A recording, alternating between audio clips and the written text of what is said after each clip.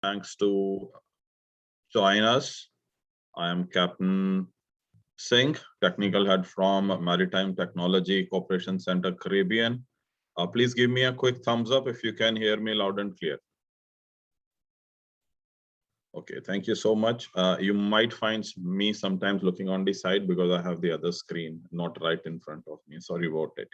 So once again, on behalf of the MTCC Caribbean and Center for Maritime and Ocean Studies and the University of Trinidad and Tobago, I'm very pleased to welcome all of you to our third event in the series of 3 thematic webinars. A little bit on MTCC Caribbean. We were established in 2017 under the IMO GMN project, which is funded by European Union and implemented by International Maritime Organization, IMO, as we know. Now, under our recent capacity building activities, we facilitated the exchange of ideas on EXI and CII measures in our first webinar in June. Last month, we discussed innovative approaches to maritime climate action under Blue Economy. And as I said, the last one in this series of these 3 webinars today, we will discuss the maritime emission inventories and progress within the NDCs. Before we move further, I would request everyone that we make sure that our microphones are muted when we are not speaking, and especially when presentations are in progress. For any questions and comments, please use the chat and we will take it up during the panel discussion. In case your internet connection is unstable and is lost momentarily, Zoom will automatically attempt to reconnect and restart and rejoin the webinar. But just in case, if you are experiencing any trouble or anything, you can send an urgent email or text any one of us, and we will assist you. Please also note, as you have already accepted it, that webinar session will be recorded and it will be available on our webpage for later reference. And there are some other guidelines. As you can see, you will be required to fill up a feedback form later. And a little bit on the structure of the webinar today. We will have 2 presentations followed by question and answers and a panel discussion after the 2 presentations. Now, also, we will also be taking a picture before panel discussion after the second presentation. And that is the moment I will request you to switch on your cameras so that we can take a picture. Right. So with that, a little bit brief, I again welcome you to this very important webinar. As some of you might have already seen or be aware of recently released 6th assessment report by IPCC, which addresses the up-to-date physical understanding of climate system and climate change, bringing together the latest advances in climate. And it does summarize the global surface, that global surface temperatures will continue to increase until at least the mid-century under all emission scenarios, all right? So global warming of 1.5 degrees Celsius and 2 degrees Celsius will be exceeded during 21st century unless there is deep reductions in CO2 and other greenhouse gas emissions occur within the coming decades. It also highlights that this continued global warming is projected to further intensify the global water cycle, including its variability, global monsoon precipitation, and severity of wet and dry events. So under scenarios with increasing CO2 emissions, the ocean and land carbon sinks are projected to be less effective at slowing the accumulation of CO2 in the atmosphere. And all these are very serious concerns, which has been recently put up in the IPCC report. Now, when we talk about climate change, so Paris Agreement is as all majority of us already know in this field, is at the heart of climate action, and it requests that each country outlines and communicates their post-2020 climate actions. And these actions are also known as nationally determined contributions, or NDCs. And these NDCs embody efforts by each country to reduce national emissions and adapt to the impact of climate change. Now, this is just a very brief. I'm not expert on NDCs, but to our, I would say, good luck, and to understand this better, at this moment, I would like to introduce my esteemed colleague, Dr. Donnie Boodlal. So he's an associate professor in process engineering and holds a BSc in mechanical engineering, a postgraduate diploma in petroleum engineering, and an MSc in industrial innovation, entrepreneurship, and management, and topped it up with a PhD in process engineering. So obviously with his research efforts primarily focused on sustainability, environmental management, cleaner production, greenhouse gas inventories, and greenhouse gas mitigation. We are very happy to have him on board MTCC Caribbean and today in this webinar. His work on the cost-effective strategies for greenhouse gas mitigation is highly rated and is regarded as being at the forefront of the field of sustainable emission reductions. His work is also well recognized locally and internationally, and with many related publications, he was also a UNDP appointed national expert in greenhouse gas inventory for Trinidad and Tobago, an expert reviewer for national communications for the UNFCCC, and greenhouse gas inventory and mitigation consultant. So without further ado, I hand over to Donnie to take all of us through an overview of NDCs and Caribbean countries. Over to you, Donnie. Thank you very much, Captain Singh, and pleasant good morning, good day to each and everyone. Share this presentation. It certainly is a pleasure to be here to engage with you all on this topic. Just gonna make sure that, Captain Singh, can you just confirm that you see my screen? Yes, Donnie, you can see your screen and we can hear you loud and clear. Excellent, excellent. So yes, it certainly is a pleasure to engage with you all on this topic, an overview of NDCs and the Caribbean countries. Sorry, Donnie. Can I? Sorry to interrupt you for a moment. My apologies to everyone. I think we had a quick poll before we begin, right? Okay. Okay. So just a quick poll. Mike, can you just initiate the poll? We have just 3 questions to measure the impact. So you will have time to poll is, I think, initiated. So please answer the questions.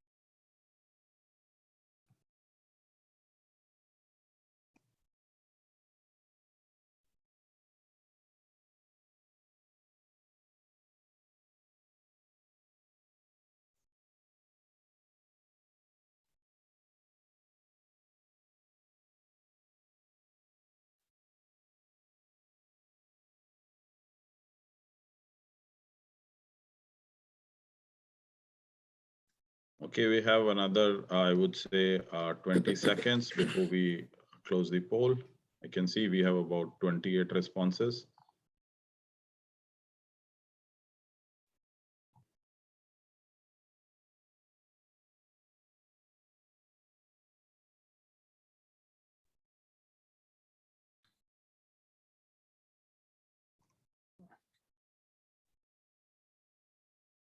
Cap, I think we can proceed.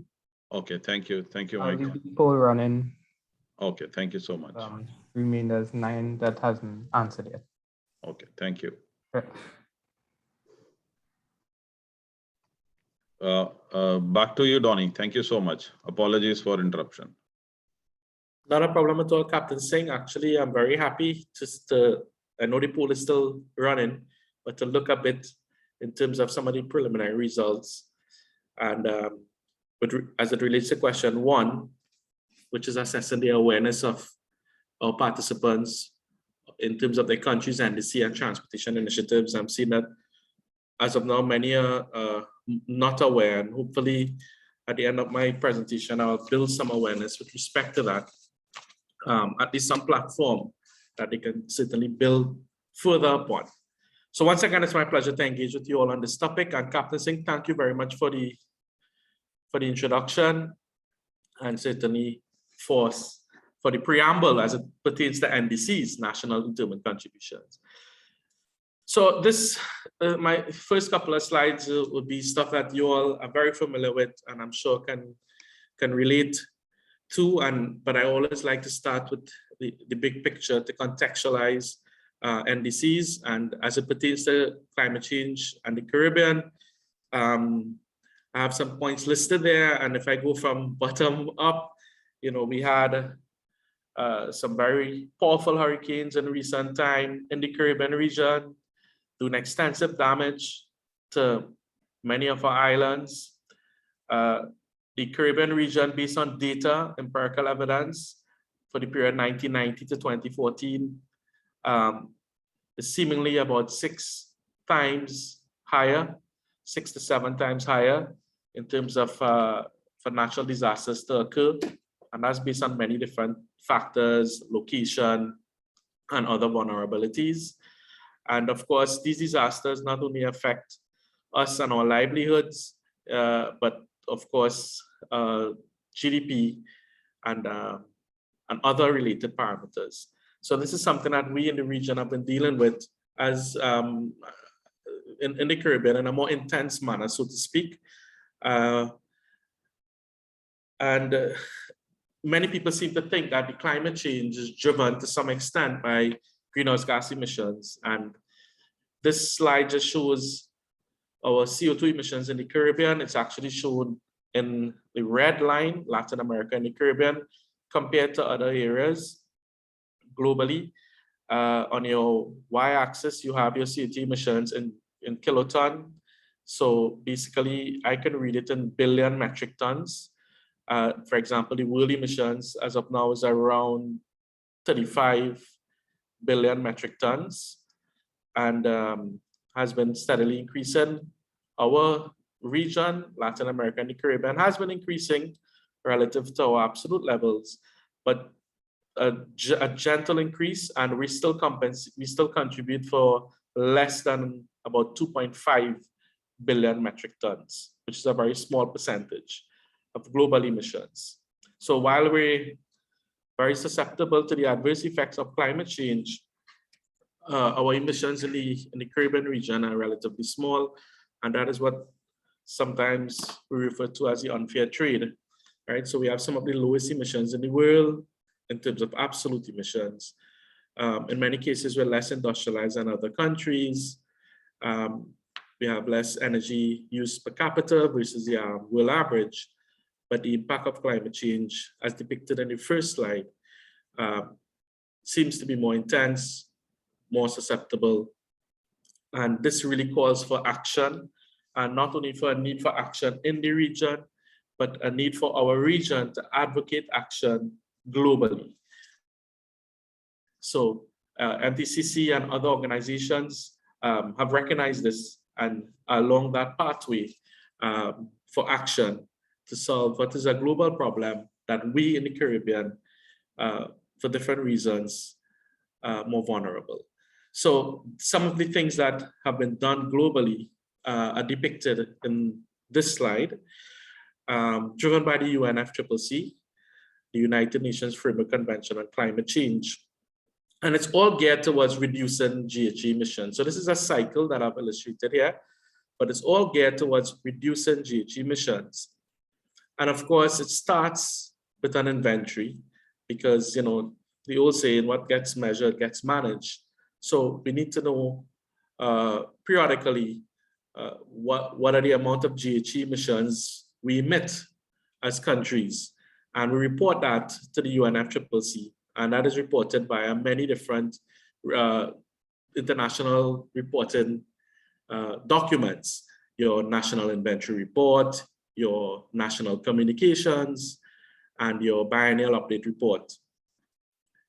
And we'll report our GHG emissions, and then that leads the way for managing such emissions or for reducing the emissions. So that there are 2 ways in which you can reduce the impact of climate change. You reduce your emissions, which we refer to as mitigation, or you can actually increase your sinks, your carbon sinks. So which we refer to as sequestration.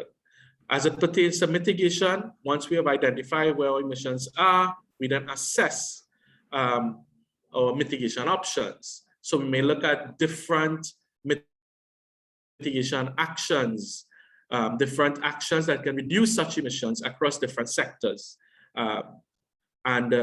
We assess them to see which one may have a bigger impact, for instance. That's one of the mode of assessment. Which one can be the least cost, that's another mode of assessment. Which one can have a positive effect on the economy. There are certain ways it can reduce emissions, and these are based on national circumstances. So it varies across country. But at the same time, upon reducing those emissions, you can increase your GDP.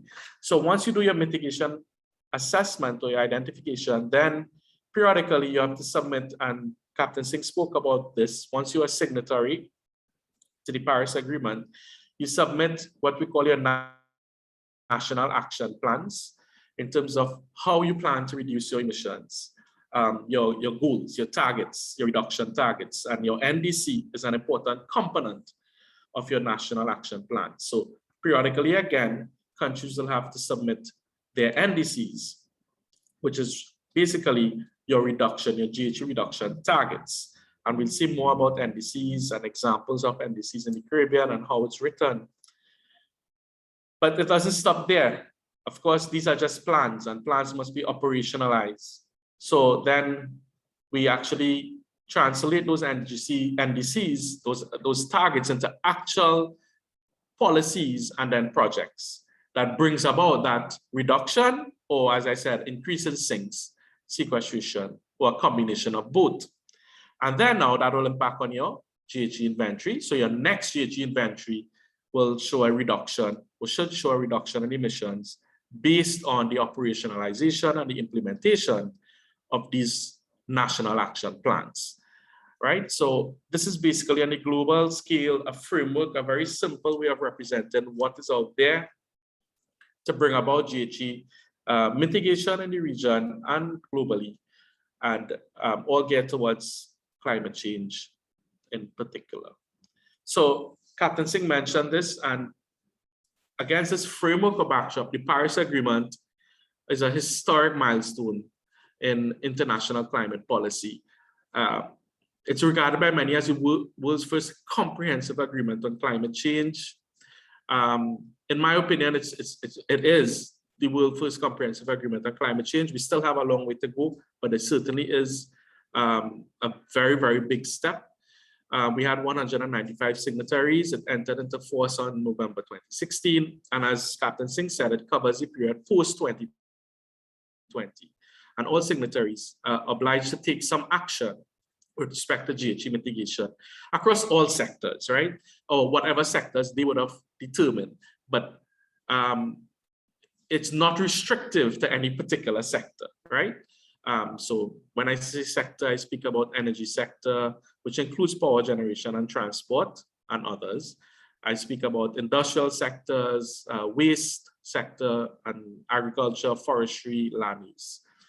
And of course, it's not just about bringing about a reduction in emissions, as important as that is, but it recognizes that circumstances can be different in different countries. It recognizes that capacities might be varying in different countries and resources vary in different countries.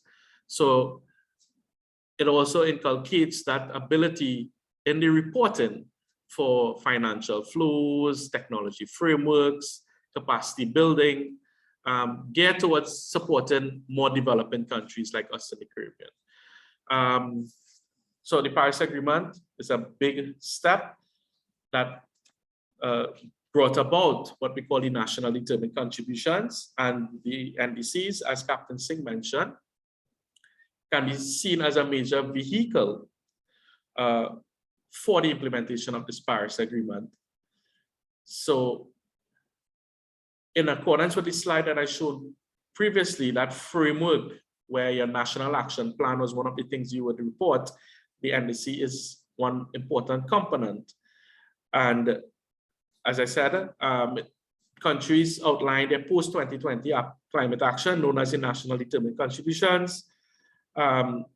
Usually NDCs will set out high-level objectives, very high-level objectives and a vision that a country seeks to accomplish through its mitigation and it also encompasses adaptation efforts. So the NDCs are just high level, but it's a start towards policy and actions, which you will see in the slides to follow. And it's an important document for monitoring, reporting, and verifying, but it's also an important document for guiding, an important guiding document for international donors. So bi and multilateral donors are increasingly looking at NDCs of the various countries as a basis for cooperation and understanding these documents, right? In terms of its importance for a country priority to make funding decisions and donation decisions. So it's important, the NDCs is very important, though it is that high level objective and vision that the country seeks to accomplish. So these are just some examples of some of the NDCs in the Caribbean. Right now, as we speak, the NDCs in many of these countries are being revised. And so some of these will change very soon. But these are some examples. I'm not sure if you can read. The intent wasn't to go through all, just to show some examples. I know you can probably see some of your own country NDCs here. I'll just point out some randomly. St. Lucia, 7% reduction in GHG emissions in the energy sector relative to 2010 by 2030. So by the year 2030, St. Lucia has said in its national determined contribution, which has been revised, that by the year 2030, they will reduce their emissions in the energy sector by 7% based on what it was in the year 2010. So some NDCs are reported as such. Some NDCs are reported as a reduction based on a reference year, right? On a baseline or a reference year. Other NDCs are quite different. In fact, if we look at St. Kitts and Nevis, another one that has been revised as we speak, they did not reference a baseline year, but they said GHG emission reduction of 22% and 35% compared to the business as usual for the year 2025 and then the year 2030. And what St. Kitts and Nevis is saying by the way of reduction to globally here is that by the year 2025, we would reduce emissions, economy-wide emissions, because that particular sector was not named, unlike St. Lucia that named the energy sector, by 22% compared to the business as usual scenario. So we will implement what we call new policies and actions that will bring about a reduction of 22% versus if we did not have these new policies and actions, and what the emissions would have looked like in the absence of those policies and actions in the year 2025. Similarly, by the year 2030, we would implement new policies and actions that will bring about a reduction of 35% compared to if these policies and actions were not present, and how the emissions would have looked like in its absence. So it doesn't compare to a reference year like St. Lucia, but it's compared to a business as usual scenario. And we'll talk about business as usual scenarios and mitigation scenarios in some slides to follow.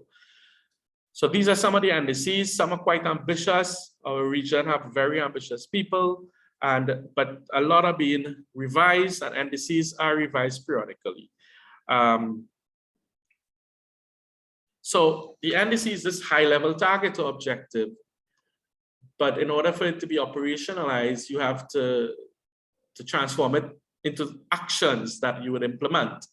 And of course, policies can be that driver. So you can think about the NDC as this target, in simple bow and arrow terms, this target. And I like to think of the policy as that bow and the arrow as that action that hits the target. And there are different types of policies and actions that can operationalize, implement your NDCs, your high-level targets. There could be taxes, subsidies, emission trading programs. So there are different types of policies and actions that you can use to reach that target.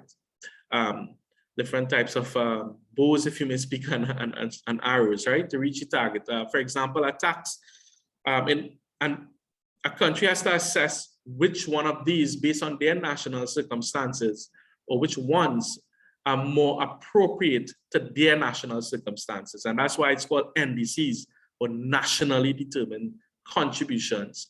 So taxes can be one that might be applicable in an area where a carbon tax is placed, or some other tax that reduces emissions, has the overall effect of reducing emissions.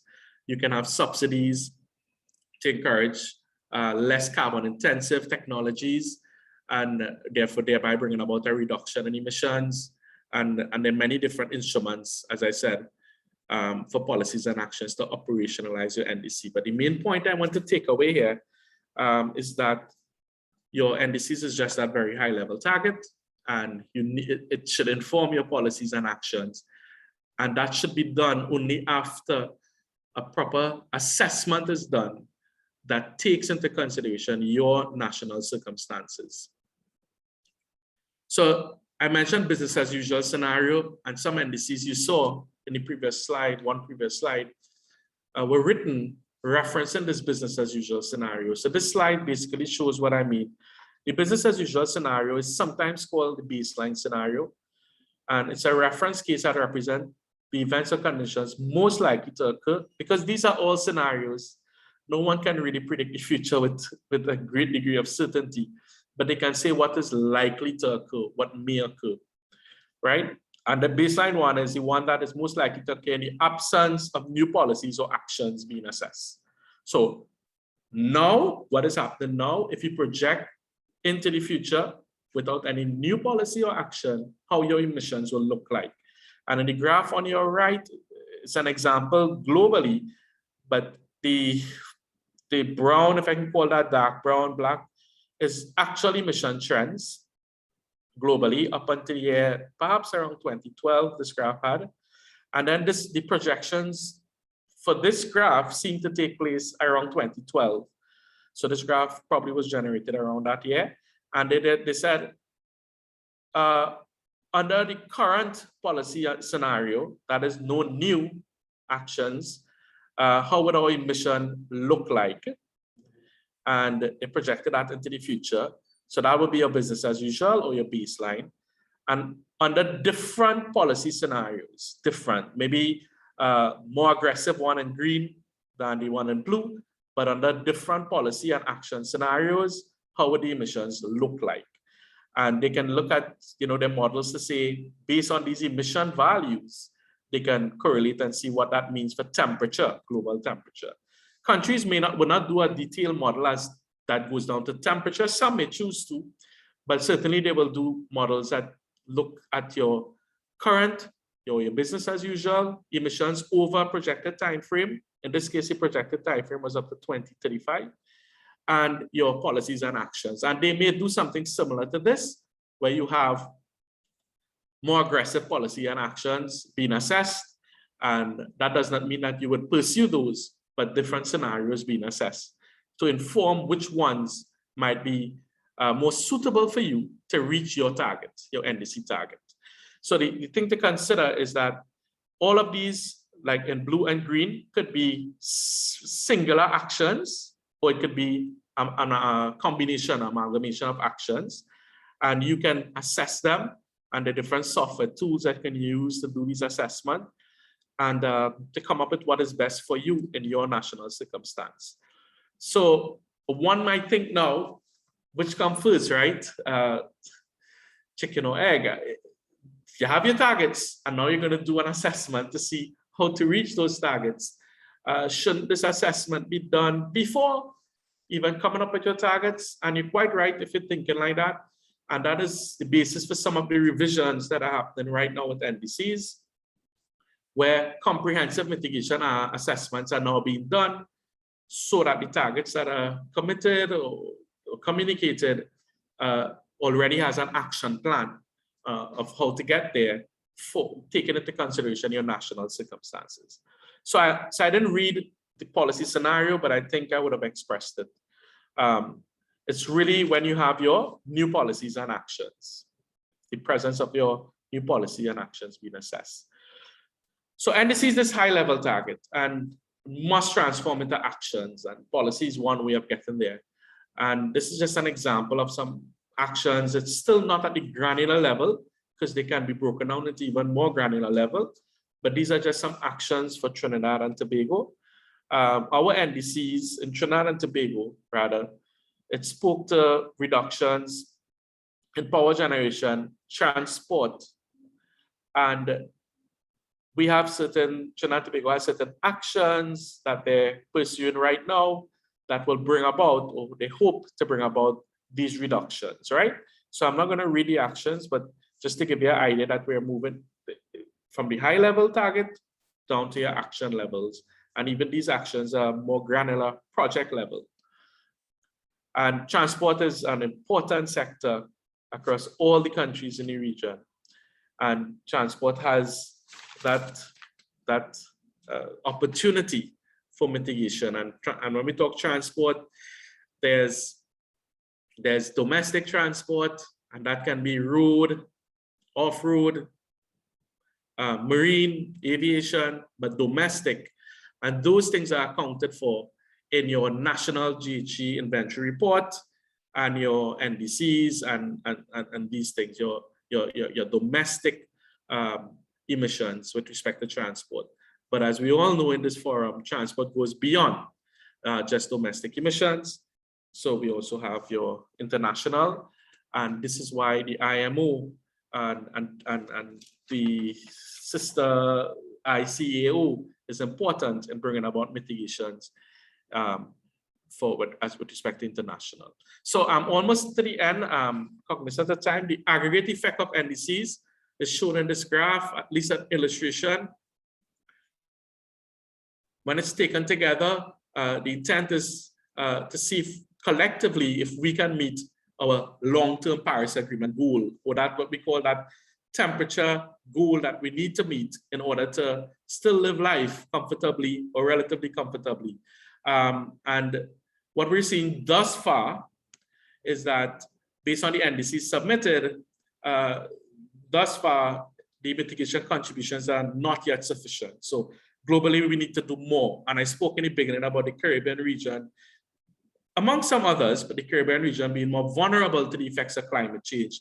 And not only should we have actions to reduce emissions within the region, because our emissions are so small, it is imperative that we advocate for actions globally.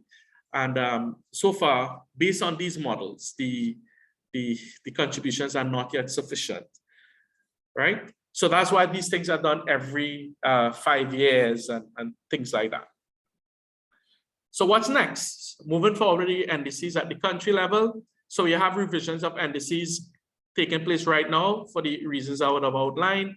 The level of ambition is being tuned more in line to meet the overall goals of temperature stability, and so to enhance clarity of the existing NDCs and to raise the level of ambition. So then it must then move to the implementation plans. So the next step is development of NDC implementation plans, where we translate NDCs into concrete measures at the sectoral levels, and then we mainstream climate policy and cross-sectoral cooperation to ensure that NDCs are compatible with your national development plans and includes the consideration of sustainable development goals, and so that we have a holistic, a sustainable reduction of GHG emissions that does not impede other sectors of the economy and other areas related to sustainable development goals. So the way forward is the climate change community currently is in the middle of transition and from goal to implementation. Some countries are further along in that transition. So the opportunity exists for the region, the Caribbean region, to translate those goals in the NDCs into concrete plans and activities to integrate climate change and sustainable development while doing so. Thank you guys very much. And I think we'll have a panel discussion right after the other presentation. Thank you. Thank you, Donnie, for a very insightful PowerPoint. You can stop sharing your screen here. Thank you so much. So certainly it provided us with an understanding of NDCs, the response and reporting, right? And as you can, everybody now understands, I would say better, that greenhouse gas emission reduction ambitions, they are vital components of NDCs. And but now bringing that to the sectors, as you explained, the maritime is a complex sector within transportation. And it is also important, after a brief understanding of NDCs, that how we can align emission reduction ambitions under the initial IMO greenhouse gas strategy with NDCs, and what can be done within NDCs to target maritime emissions. You made a brief discussion on domestic emissions. And this is a valid thought and question to say how we can target maritime emissions within NDCs. So to answer that question at this moment, I have my colleague, Mr. Stephan Nanan, to share with us the initiatives for enhancing transportation NDCs of Caribbean countries to include maritime transport. Mr. Nanan is a senior instructor at the University of Trinidad and Tobago, who holds almost 19 years combined teaching and research experience at the university and also at UV, University of West Indies. With a BSc in physics and minors in environmental physics and material science, he progressed to complete a MSc Environmental Science and Management. His key focus area is greenhouse gas emission reductions from all modes of transportation, but has an interest in, including, interest in renewable energies. He is currently at MTCC Caribbean as our Deputy Director and Greenhouse Gas Advisor. He's also certified by UNFCCC Secretariat and the Greenhouse Gas Management Institute, verifying his expertise in IPCC guidelines and enhancing the skill to respond to the requirements emerging from the implement of Paris Agreement. So with that, we are pleased to have Stefan here to discuss how we can include or have maritime transportation initiatives within NDCs. Over to you, Stefan. Thank you, Captain. And good morning, everyone, or good afternoon, depending on where you might be. As Captain said, and as most of you may know, I am Stephan Nanan. I am the MTCC Caribbean Greenhouse Gas Advisor. And what I'm here to do today is to look at the initiatives for enhancing transportation NDCs of the Caribbean countries to include maritime transportation.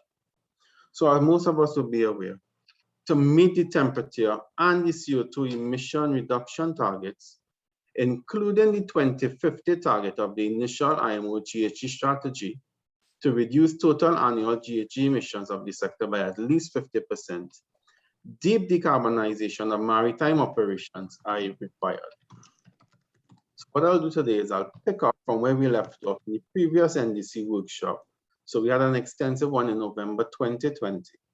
I'll do a bit of a recap there, but I'd like to focus on exploring opportunities to enhance the country's NDCs through transportation, and more specifically, maritime transportation.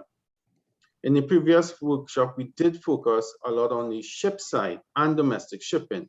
And so in this presentation, I'll give a bit of more emphasis on the port side. So picking up from where Dr. Boodlal left off, this graph gives an indication of the percentage of total emissions associated with transportation for the Caribbean countries.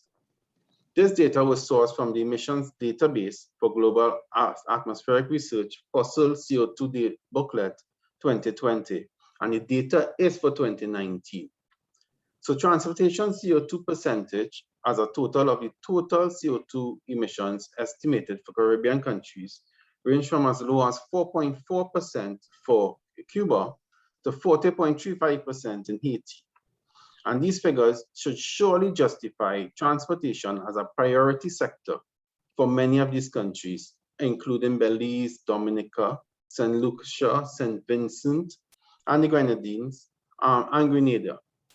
So the average transportation CO2 emissions per total of CO2 emissions for these countries is approximately 33%. And this indicates that any emission reduction target set and met in the transportation sector, including maritime, will have a significant impact on assisting these countries in meeting their overall energy emission reduction targets, and it also provides an avenue or an option to increase the ambitions in their NDCs. Now, if we examine and we look a little bit more detail of the Caribbean countries' key NDC indicators, many have road transportation reduction targets, as mentioned by Dr. Boodlal. However, none of them has specified maritime emission reduction targets in their NDCs. And from our interaction and the MTCC building capacity building initiatives, there was an indication that there was a limited to little awareness of the potential of the maritime sector to be used as a target option to heighten the ambitions by setting emission reduction targets specific to this industry. This is in itself indicates that the maritime emissions can be considered a conditional NDC requiring technology transfer, capacity building, and funding for an assessment of the sector's emission and the implementation of initiatives. In addition to mention, our current transportation approaches are unsustainable, and sustainable transportation is vital in achieving sustainable development of the countries, as transportation is addressing almost 50% or more of the sustainable development goals. So in the NDC workshop in November 2020, we looked in detail at possible low carbon pathways, both operational and technological measures for domestic vessels, including ferries and the offshore support vessels operating in the region. Some of these measures included changes to ship design, improving the hydrodynamically efficiency of the hulls, and also in introducing more energy efficient propulsion systems and the implementation of energy efficient operational measures. These could also include dual fuel, introducing dual fuel engines to use more carbon efficient fuels, and improve maintenance for sea vessels. We also look in a bit detail at the use of electric ferries, such as those used in the Scandinavian regions, since their transit distance is similar to those that might be between the Caribbean islands. These ferries reduce emissions by more than 70%, and if powered by renewable energies, 100%. However, due to the low energy density of battery power, the length of voyages are limited. But for a bit of an update on this, it is largely being recognized now that accelerating electrification is one of the key opportunities for long-term sustainability of the transportation sector, including maritime. And it is predicted that by 2030, the amount of battery storage within electric vehicles will cumulatively reach 10 times the anticipated global market for all energy storage devices. So we have gone through these measures in a lot of details, and what I would like to do, in the previous workshop, we went through in quite a bit of details. So what I'd like to do is focus on the port side today a bit more. So in addition to the ship side, the port provides a major avenue for GHG emission reductions in the sector. So ports can be considered as hubs of economic activities. However, they are also concentrated areas of high fuel oil and diesel fuel activities, producing air pollutants that have direct health impacts on local and the regional population. A number of studies have estimated that shipping-related emissions in port cities is responsible for between 50 to 60,000 deaths annually. However, ships do not operate independently, especially in port areas. Port-related emissions extend from the ships itself to include emissions from port equipment, such as cargo handling equipment, heavy-duty vehicles, and the electric grid used to power electrified vehicles, and the port buildings and other infrastructure. These can be classified into two categories: mobile sources and stationary sources, and they will be the main consumers of energy in a Caribbean port. So this presents an opportunity where port emission reduction strategies can be implemented to the effect of having GHG emissions reduction targets and included in a country's NDC for the transportation sector.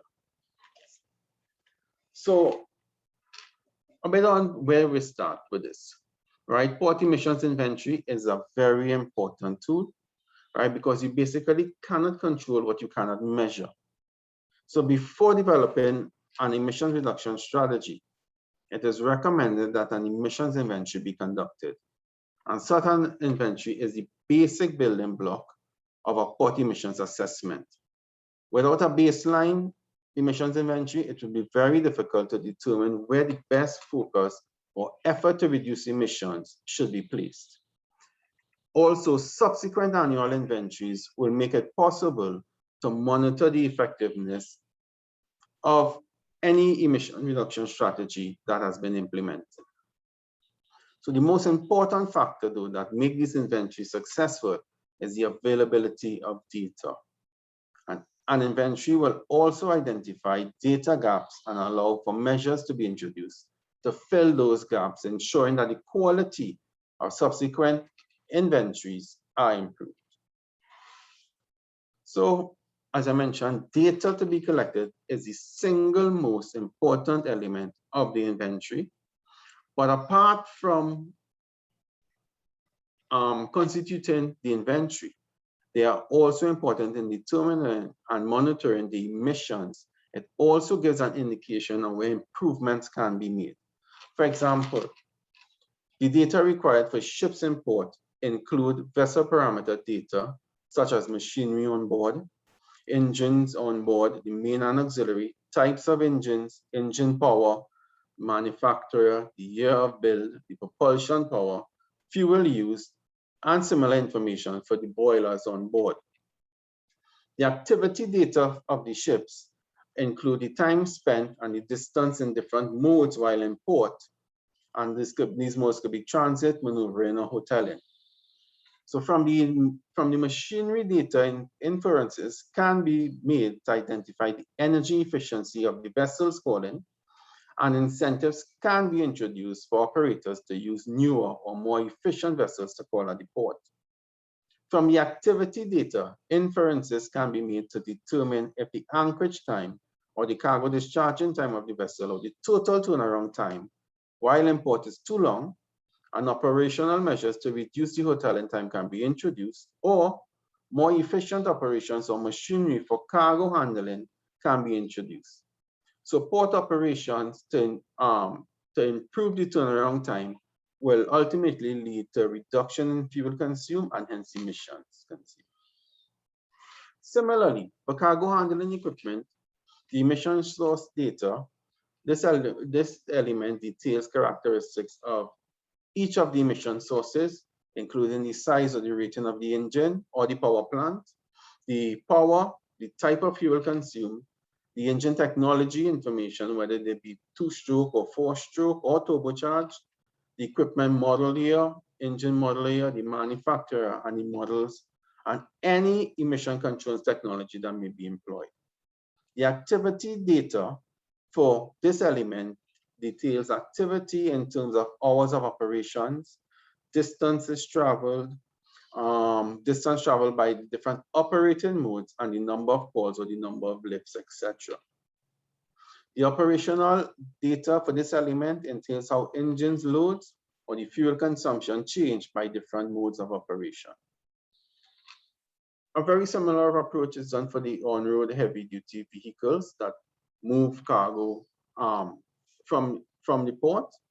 Similarly, you must account for the machinery data must be collected, including the engine size and technology, fuel use, and the activity data, such as the time in various operation modes, transit modes, and idle modes.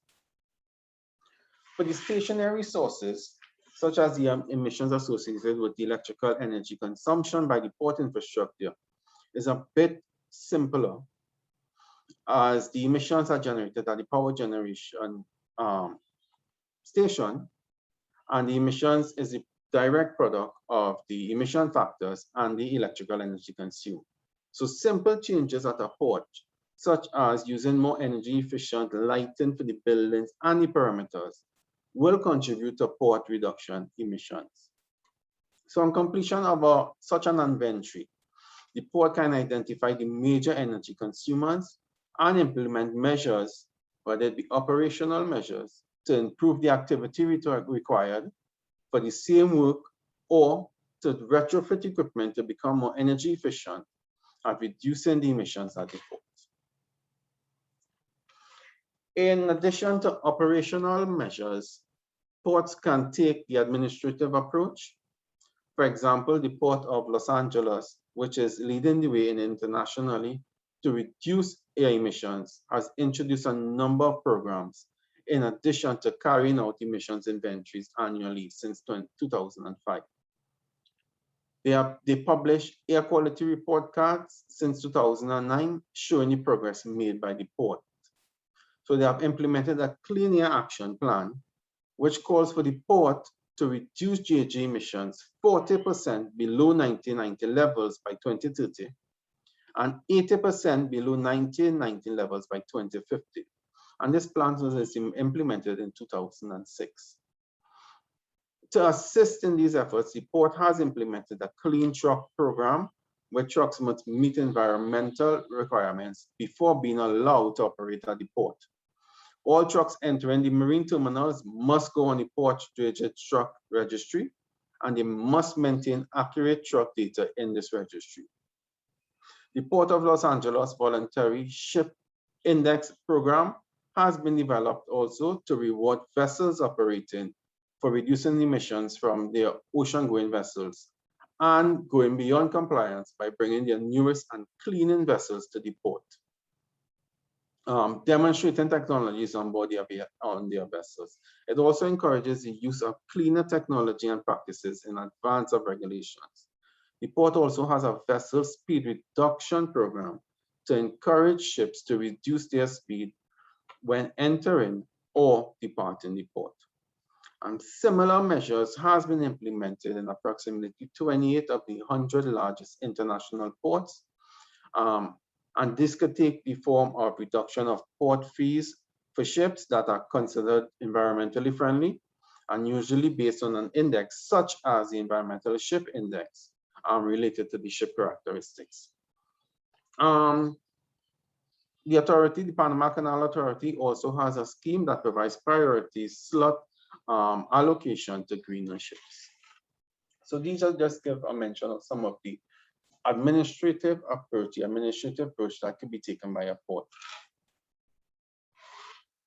Now, all of these things may seem relatively simple to implement to people that may be outside of the sector. It is difficult, it is not that easy, and we know there are a number of challenges that affect the sector ambition. One of the major ones is the lack of tangible data for high-level ambition targets. Due to the lack of adequate data, what tends to happen is there are more conservative accounts of the potential reduction of these targets. There's also a lack of buy-in from key transport stakeholders, including the state agencies such as the Maritime Administration, the ship owners, and the operators. And from our workshops and our feedback, all of the maritime administrations across the region have indicated a need for capacity building within their operations, including climate change experts within the administrations. Some recommendations for the Caribbean in trying to enhance the transportation NDCs and also to include it within the maritime sector, or include the initiatives of the maritime sector. A transportation NDC enhancement guide has been developed by the World Resources Institute and the United Nations Development Program.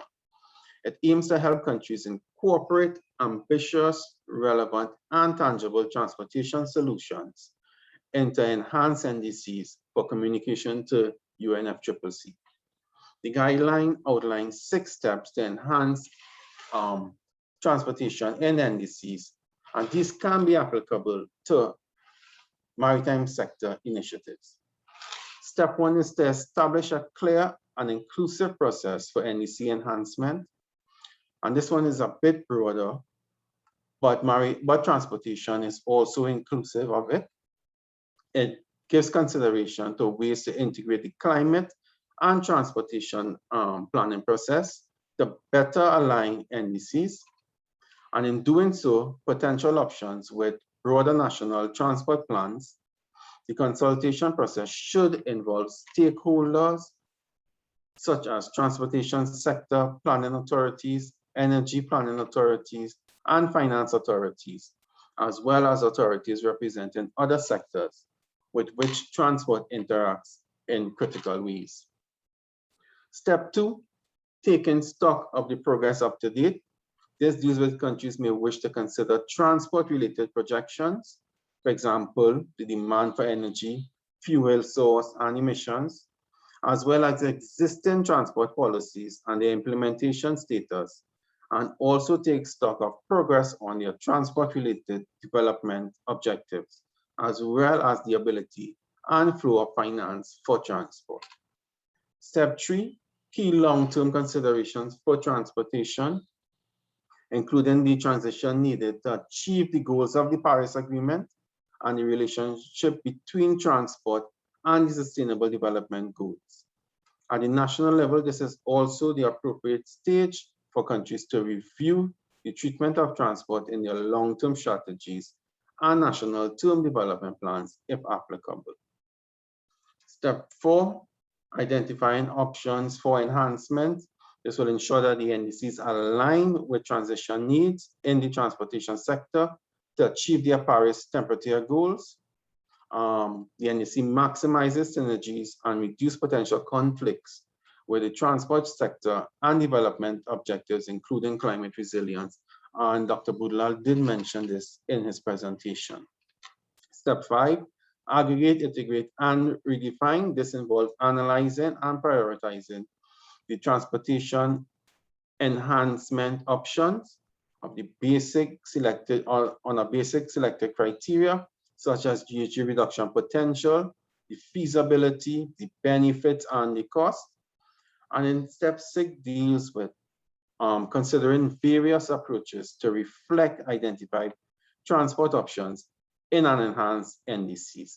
And these could include incorporating additional transport sector actions into the economy-wide GHG target, or setting one or more specific targets for the transportation sector. And it could mean to committing to a specific policy and action and committing to implement the NDCs in alignment with long-term decarbonization. So we had a look at some of the means in where we could reduce the emissions from the sector, and also how we could incorporate it into the NDCs. Now, as I mentioned in the beginning, sustainable transportation is directly correlated to sustainable development. And we all know the importance of the maritime sector to the Caribbean region, right? 90% of the region is blue space. We depend on it for trade. We depend on it for the energy. We depend on it for foods to survive. We could take this opportunity, as Dr. Boodlal mentioned, that it is time for revision of the NDCs. We could take this opportunity to ensure that we push forward from the sector perspective to show the potential of the sector to be included in the NDCs to help in meeting our emission reduction targets in line with the Paris Agreement. I thank you for your attention, and Captain, back over to you. Thank you so much, Stefan, for a very detailed presentation. And I would also like to highlight to everyone in audience that MTCC Caribbean, your own MTCC, now has the capacity to assist you with port emissions inventory or energy audit, because that is the first step in creating a baseline before we start any ambitions within the ports or our domestic sector. So feel free to reach out to anyone in MTCC Caribbean if you need assistance with that. I would also like to acknowledge the presence of Mr. Jose from European Union, Mr. Colin Young from International Maritime Organization, and Captain Kurt Duncan from Trinidad and Tobago Marine Pilots Association in our audience today for their continuous support to MTCC Caribbean. Thank you very much.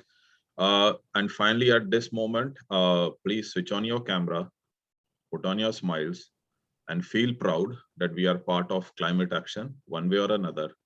And then we can take a picture and we can look at and feel proud, right? So please switch on your cameras so we can take a picture.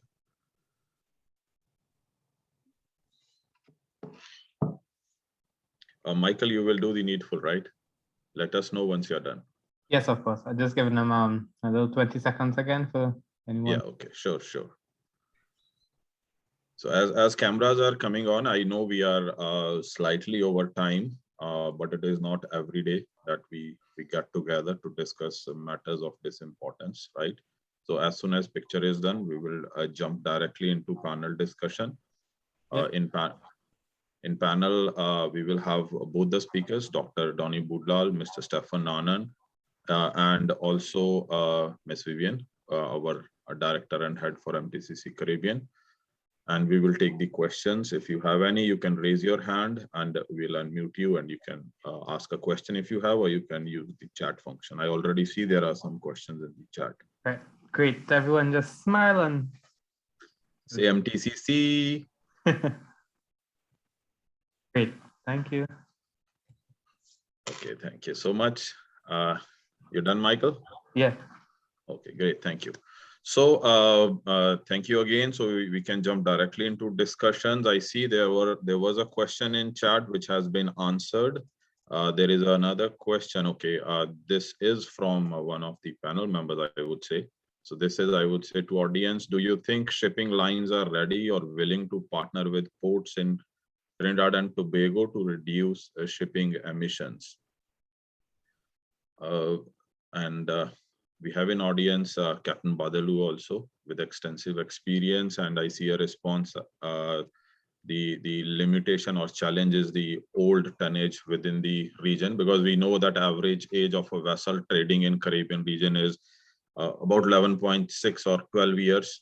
A majority of vessels are within that range of 10 to 15 years. We do attract old tonnage. Anyone wants to take that question, or I would say the response, even from anybody from audience wants to respond to it from a Caribbean perspective, not only from Trinidad and Tobago ports perspective. I would also broaden the scope of the question with aspect. It's not only about shipping lines. Are ports ready to provide incentives, as Mr. Nanan's presentation predicted? So are ports ready to take any action in reducing their emissions or providing any incentives to the ships which are arriving in their ports?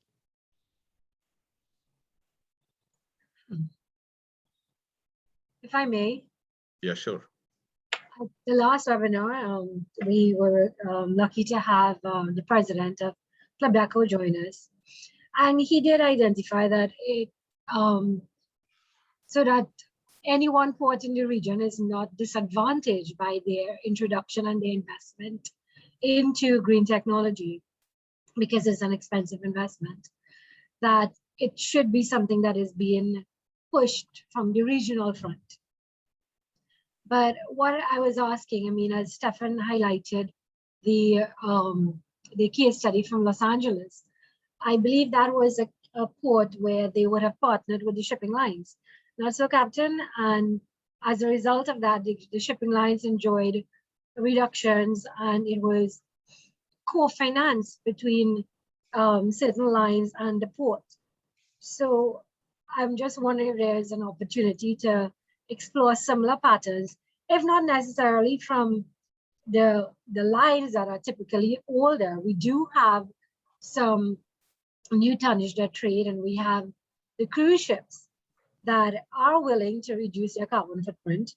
So, you know, I'm just trying to get a feel from the audience, from others, their perspective in approaching perhaps cruise ships or some of the larger shipping operators within the Caribbean to have some sort of roundtable discussion as to whether this is something they would be interested in, and whether something they would be willing to support, and whether we can have some sort of proposal to try to access blue and green financing for these initiatives.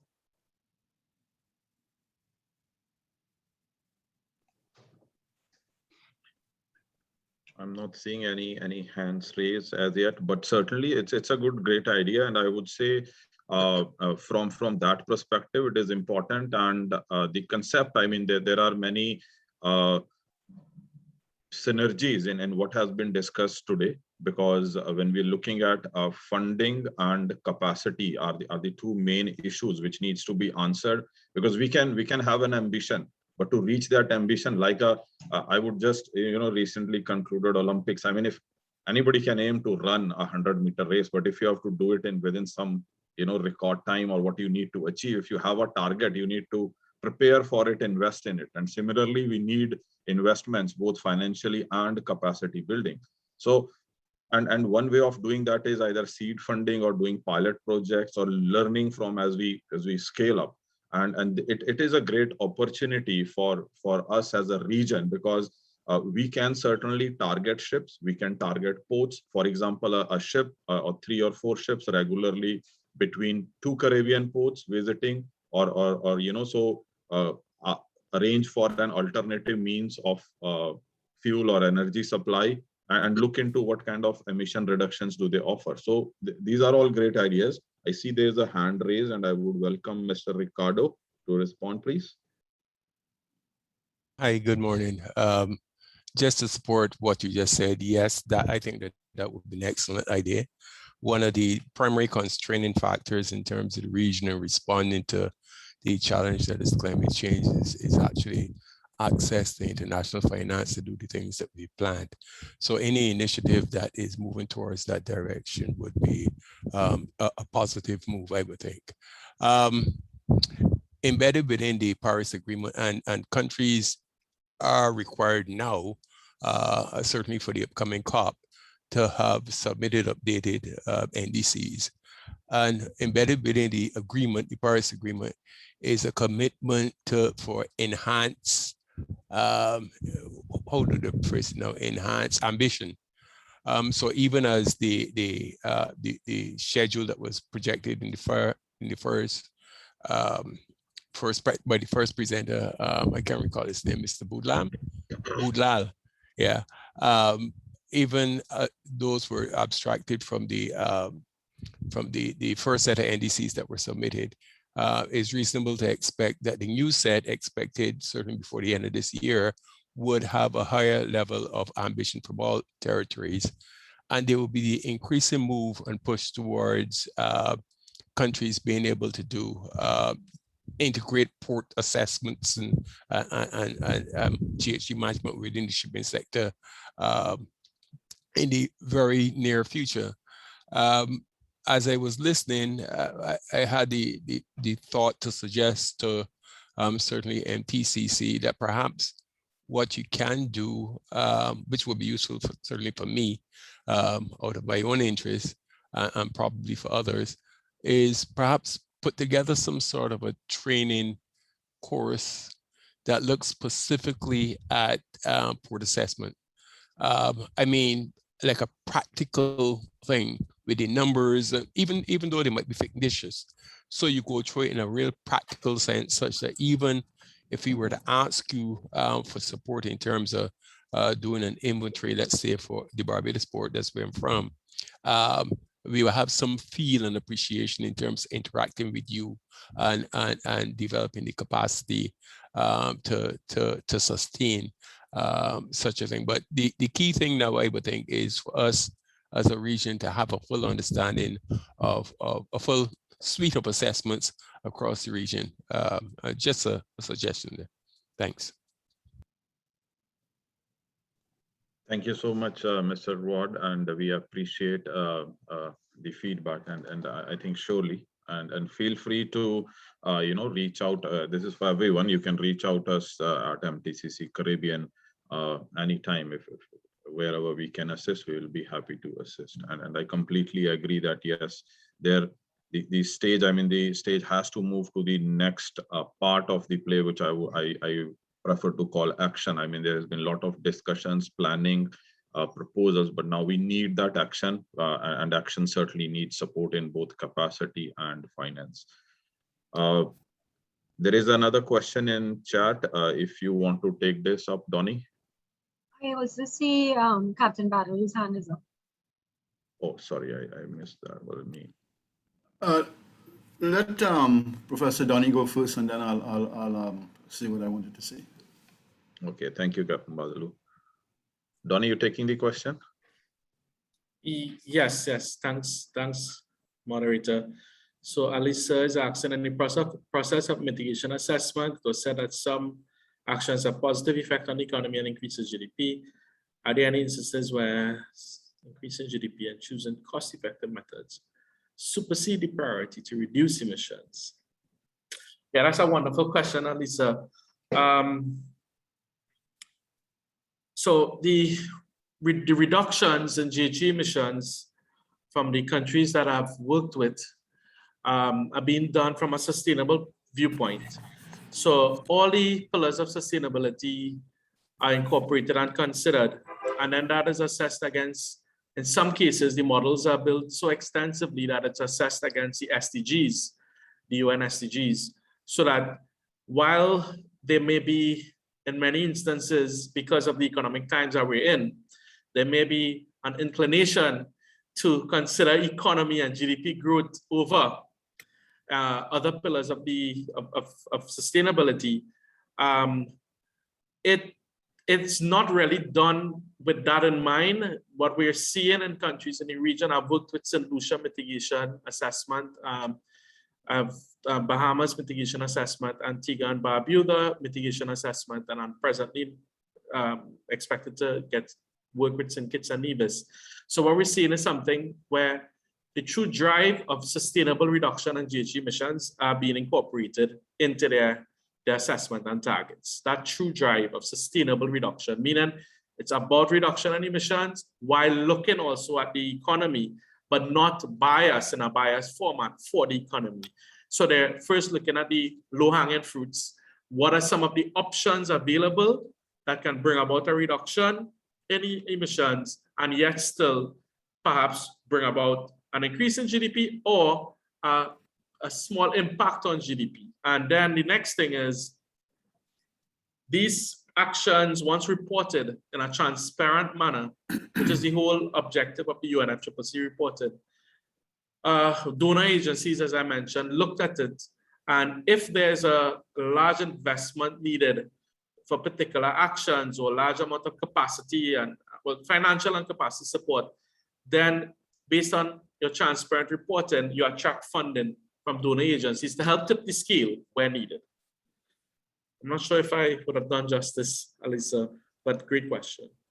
No, a good question and a great response also, Donnie. And if I can add to that, the two components of finance and capacity, as you said. So basically, any funding, I mean, we know there is funding available, but that funding has to is only justified once the country or any whoever is proposer can ensure value for money and climate relevance, both. I mean, you're making it climate relevance and it is value for money, and that is the attractive projects, I would say. So it is not that we can, go outside of the action plans or anything. So that was a good question. I would like to welcome Captain Boodlal now, as I could see his hands. Thank you, Captain. Just an observation on earlier talking about ports, and if anybody will be working with the ports. An incentive that has been put out to the ports is coming from the Caribbean Shipping Association in the newly revamped port competition. And there is a couple questions on the environment. And, it's really bragging rights and things like that. But I think it is showing that the powers that be are taking on the environment issues seriously. And they're encouraging the ports, enter the competition and show what you're doing for the environment. And it's all going to be very transparent. And, if you're not interested in the environment, you're going to get no marks. So you have a hope in hell of winning. But if you're showing good things, it's weighted. That's one. The second thing is, I'd asked a question in the chat and it probably slipped. Trinidad is a very high producer of carbon dioxide because of the ammonia plants and things like that. But we must bear in mind, a lot of that ammonia, CO2, is taken in by the methanol plants in their process and the urea plants. when the baseline data or whoever does it or how it's done, is all of that taken into consideration? Yeah, also, sorry, moderator. you Go mind ahead, if I Donnie. Also, a very good question. I thought I would have replied on the chat, but perhaps something went wrong. Yeah, yeah, it's taken into consideration. When Trinidad does its national GHG inventory, CO2 reuse is done, and you're quite right, from ammonia to methanol, and even inherently some of the methanol plants where the process emissions are reused in methanol synthesis. So that is done for Trinidad national inventory. I have found instances where you get CO2 emissions being reported for Trinidad from some international sources. And when I compared, it seems as though that is not done for some of the international sources, but certainly from the ones that come from the country and emanate from the country through the Ministry of Planning, it is considered. Yeah. Thanks. Thank you, Donnie. Okay, we have another question. We'll take a quick question because we are already 15 minutes over time, I would say. Please go ahead, Mr. Boodlal Singh. Hi, thanks, Captain Singh. So just a comment in the beginning and then a question will follow. From the first presenter, we looked at the contribution of greenhouse gas from the Caribbean region, and it was recognized that the overall percentage is pretty low. And of course, the measures that we're looking to put in place would, of course, bring a percentage of that down. So overall, the impact of small island states in terms of contribution towards greenhouse gases is, I mean, the number might be, I don't want to say insignificant, but it will be a small number. From a national policy perspective, should emphasis then be placed on lobbying small island states to have a better voice or a greater voice at the international forum, because those are the ones who dictate the pace. I mean, it's agreed that we are in the value chain in terms of vehicles that come to the country, ships that traverse the area. We don't have a say. It's the larger countries that actually develop technology, and through their trade routes, we compete amongst each other. Actually, we compete amongst ourselves within the territory of Trinidad to attract these vessels to our ports. And I think Vivian was raising a point where Flipdeco, give their overview in terms of what kind of concessions could be offered. But we do that just to attract the investment here, to attract those vessels. When we put punitive measures in place for certain aspects of the operation, it might be seen as a deterrent. But all that is the context to say, what impact really, if the numbers are not there to justify it, implementing these measures would actually have on a global scale, and should focus then be placed on a different avenue for lobbying, the larger countries to bring their greenhouse emissions down, while we also, of course, adopt measures. I'm not saying that we wouldn't, so definitely we would, but should that now be looking in greater context where the greater value and the greater effects would be achieved? That's one. And just quickly, the other one is from a national perspective in Trinidad. I mean, there's a lot of avenues for revamping what it is we do, utilizing the marine routes between on the Gulf of Paria, between Port of Spain, Point Lisas and down south, to move away from road transport, road traffic. I mean, there's data that supports to show that, I mean, just a transport truck moving from north to south, stuck in traffic, the amount of emissions there, where you could utilize the marine route, move large volumes of material, commodity between north and south, and then have zones established within the countries where internal traffic would move that to warehouses and consumers. But again, that requires national policy and of course support from the government for setting up that framework. So I mean, there are a couple of points there, but I'll leave it there for now in the interest of time. Thanks. Thank you, Mr. Boodlal Singh, for both two relevant questions. I would first like to invite Stefan on a bigger note on shift in a modal transport. I mean, the efficiency when we compared from road transport to maritime transport. Stefan. Well, that's a good point, Terence, and that is something that is not new. It is something that we have always given consideration to, multimodal transportation and moving the freight via the sea as opposed to the roadways. Obviously, it will include some investment in infrastructure. As you said, certain smaller ports need to be set up along the coast that could take these the cargo via road to their destination. We also look at that intensive a bit more deeply, where that will also have an added benefit of increasing the security along the coast, because once there's activity along the coast, right, there tend to be that security will be heightened also. So it is something that we have given consideration to, short sea shipping specifically. And it really needs to be shown that this is something that could happen, and in order to attract the investments, and basically that will add towards, or it should help reduce the emissions associated with the heavy duty road vehicles as opposed to the maritime transportation. As we know, maritime transportation is only second to rail transportation when it comes to moving freight and doing useful work per ton of work done. Thank you, Stefan. And for the second question on the, I would say, whereas SIDS, we are the least contributors and the, I would say, but at the forefront of the climate change effects, right?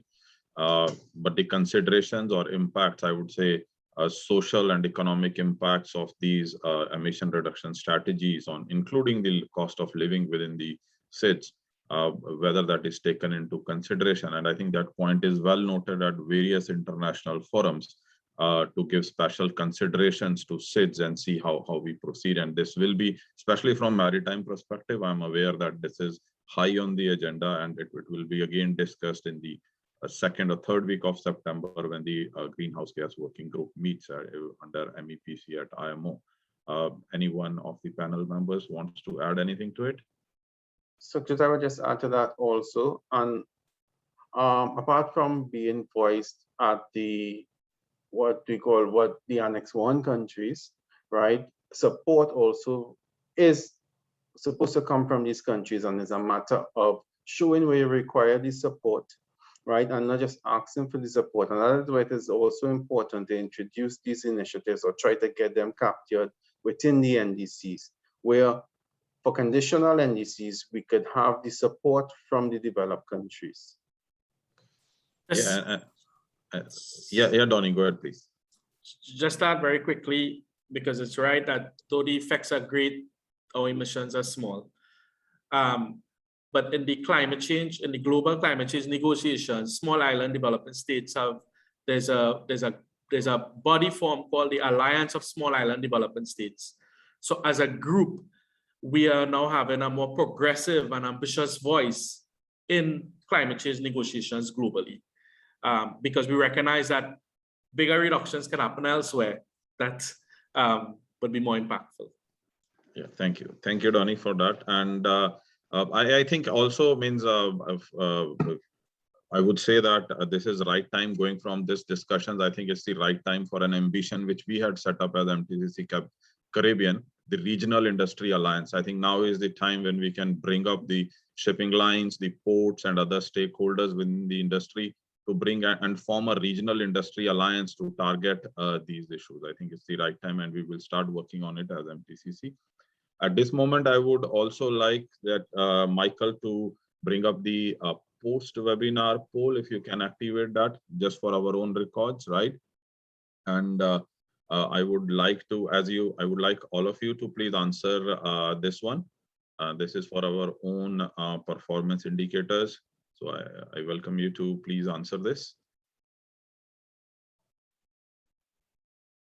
And as you are answering the poll, I mean, we can, Michael, you would be able to share the results? Yes. Yeah, sure. So once it is completed, please do share the results for everyone's awareness. And as the poll is going on, I would personally like to congratulate all of you, because we are 24 minutes over the time, and I'm happy that we have not lost a single member. I'm feeling very proud to be part of this audience where you know, we have been sticking together for this very genuine cause. So as poll is on, I would now, before we close and see the results, I would like to invite our director and head, Ms. Vivian Rambharat Parsaram, to have some concluding remarks, because this is our final webinar in the current work plan for capacity building. Don't forget to reach out to us if you want any one-to-one session or anything which you feel we can help you with. Over to Vivian. Hi again, everyone. I won't keep you all too long. As you know, it's nearing lunchtime and we don't have any lunch that we can provide to you in a virtual setting. So, I'd like to thank our presenters. I'd like to thank everyone that joined us over the last 3 webinars. So having concluded this session, we always put up our little reports on this on our website, our web pages, and ResearchGate, etc. So feel free to follow us on those social media platforms. And in terms of our upcoming capacity building initiatives, while we may not have any more webinars started for this year unless we decide on something quite ad hoc, we are planning to launch the online training program again, which focused on maritime energy management. And we would like to invite you all to join in, register. And this is currently free. We're not sure after the EU funding stops whether we will be able to continue to run this for free. So please, take advantage of the opportunity while you can. The course typically runs over 6 weeks, and these are the modules that we have covering: introduction to maritime energy management on board ships and ports, alternative fuels and marine energy, and policy considerations for implementing MARPOL Annex 6. So these are very extensive training modules, and we invite persons across the region. We've run this course before, and we're running it again in October of this year. So encouraging all persons who have not participated to join us and get your training and your certification. Yes, you can get certification after this.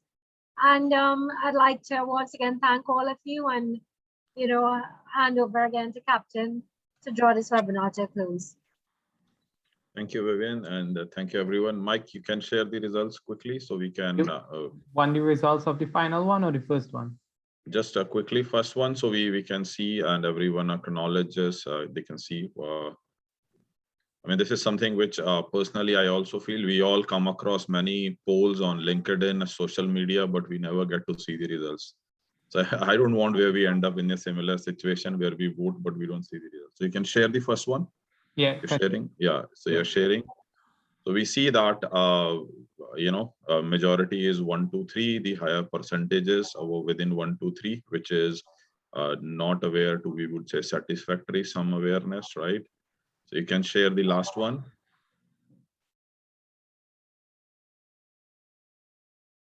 The concluding. Yeah. Okay, great.